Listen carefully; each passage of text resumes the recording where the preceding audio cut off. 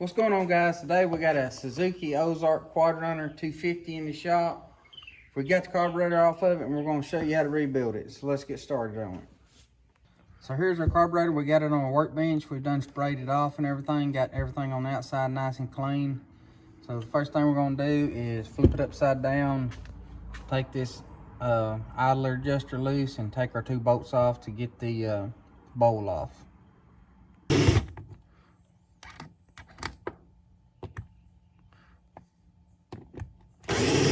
All right, we got our bowl off. How you can see, it's got a little bit of varnish buildup on it, and it's got some trash down in the bottom of it, which can get sucked up into this jet right here when it's trying to pull gas up in it. And the varnish and all this other stuff can get into your needle and seat and cause it not to get gas, as well as cause these jets to get stopped up. So now what we're going to do is take our floats out and get this right here out so we can get our needle and floats out of the way, and then we're going to move on to taking our jets out. Now we got our floats and our needle out of the way. We're going to take our jets out. This is going to be your idling jet, this small one. And this right here is going to be your accelerating jet. It is the bigger one. Set them to the side, and we've got our air fuel mixture right here on the side. We're going to take it out. It'll come all the way out, and there should be a spring, a rubber, and then a metal, or excuse me, a spring, a metal washer, and then a rubber washer on it that we'll have to get out of here as well.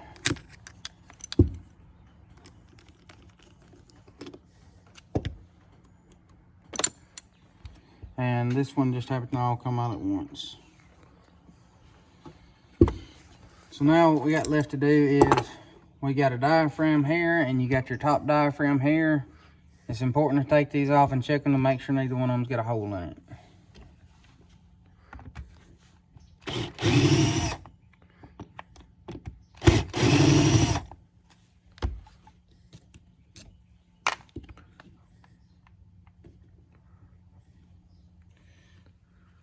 Now, sometimes you will have to kind of pry these caps off. Be careful, this is very spring loaded, and it will throw this cap and the spring across your shop or wherever you're working at. Then you have to go hunt it down. Be very careful with this. You do not want to tear it. It is a very delicate piece. And what we're looking for here is you're basically just wanting to hold it up to the light and make sure it doesn't have any tears in it around this diaphragm piece. It does have a little dirt on it. Do not spray this off with carburetor cleaner because it can cause it to ball up or just deteriorate away. So we're just going to kind of get some Q-tips and stuff and wipe this off real good and clean it up, and we'll be ready to install it.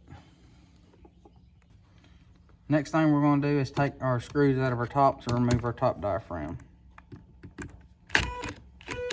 Wow. So we had to break out the big gun to get this broke loose.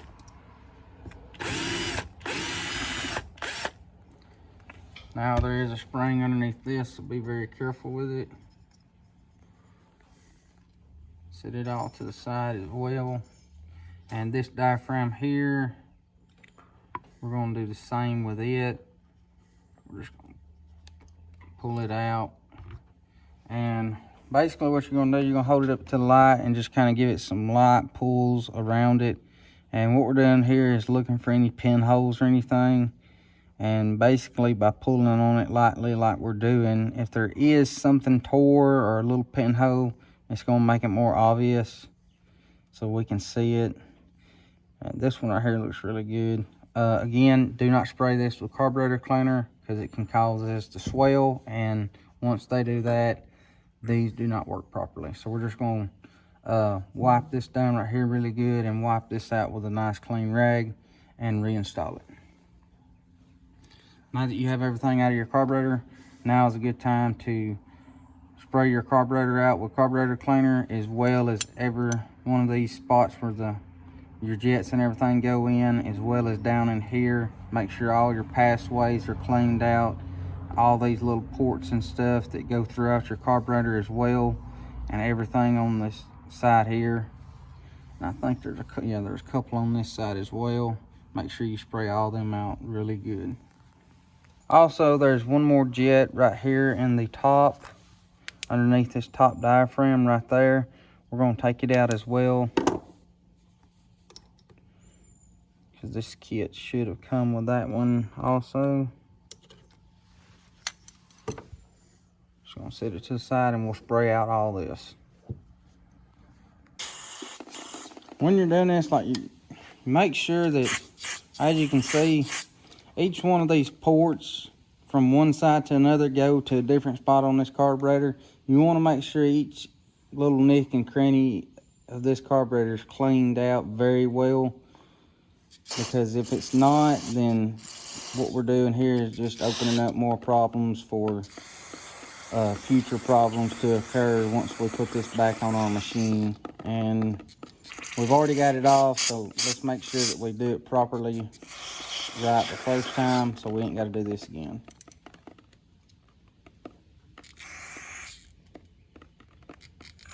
Okay, so we got everything cleaned up on our carburetor. We got all our little nicks and crannies gone through. So now it's time to reassemble. So we're going to start with our side diaphragm right here.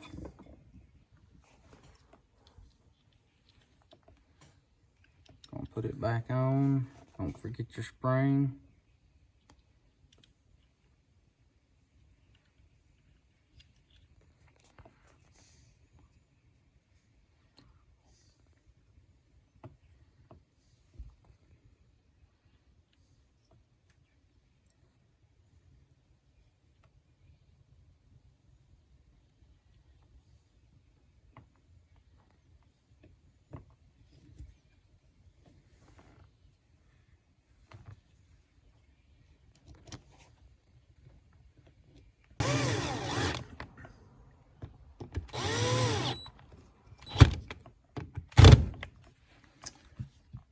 Now we're gonna go around to our top diaphragm. So before we install our top diaphragm, we got this jet that we gotta put in there. Drop it down in there.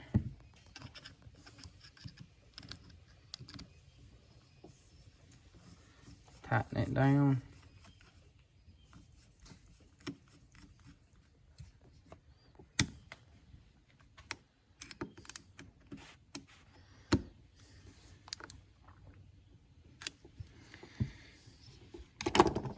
Then we're ready to get our diaphragm. And this needle here has to go down into that one, into that hole, which usually it's a pretty good, easy peasy thing. But this does have to go in a certain way, because as you see over here, there's a cutout for this little lip, or I should say this little tag. Right there, everything looks good. Now we're ready for our spring.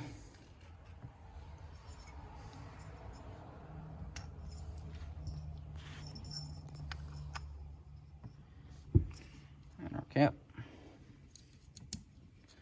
Then we're going to reinstall our two screws.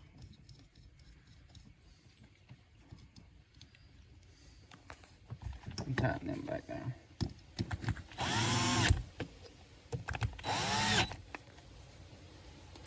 Now you're going to turn your carburetor over, and we're going to start with our main jet, which is this big one here. And as you can see, this one here has got a rubber seal around it. They do send us a new main part here. So what we're going to do, they send us a O-ring. We're going to put the O-ring on it, roll it down. This will go in here like this.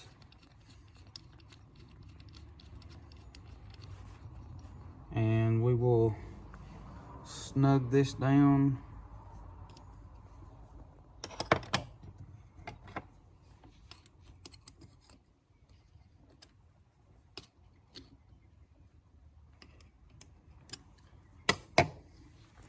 Then we get our main jet.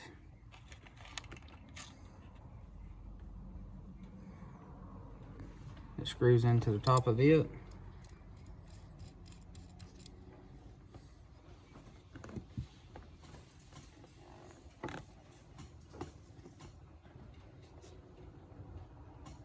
Snug it down. Now we're ready to install our idler jet. We will compare it to our new old one.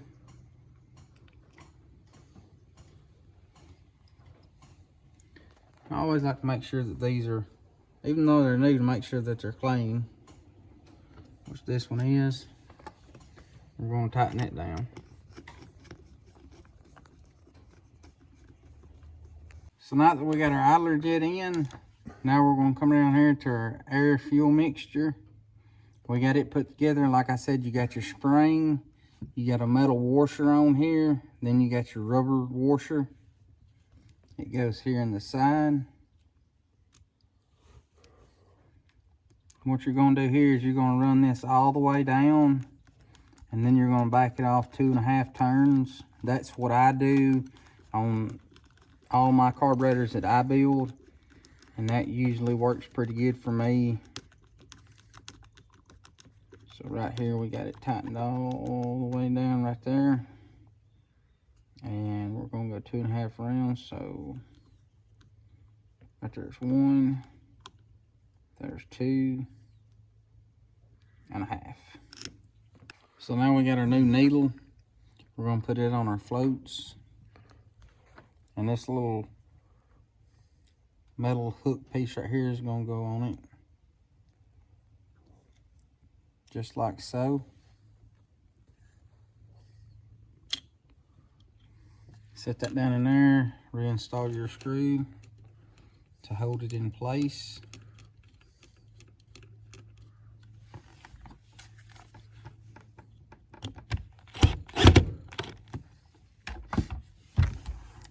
One thing you can do to check your floats is you can blow in where your gas goes in at to see if it seals off.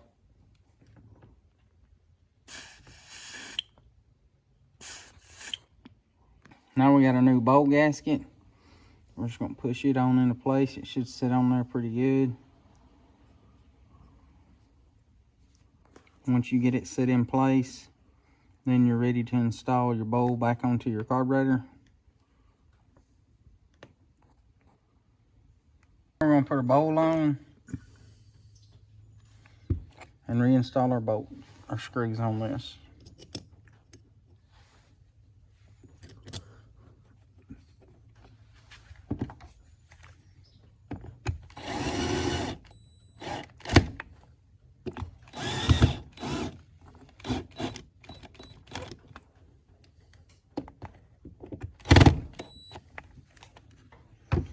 And all we have to do is reinstall our throttle adjustment right here with these 2 screws.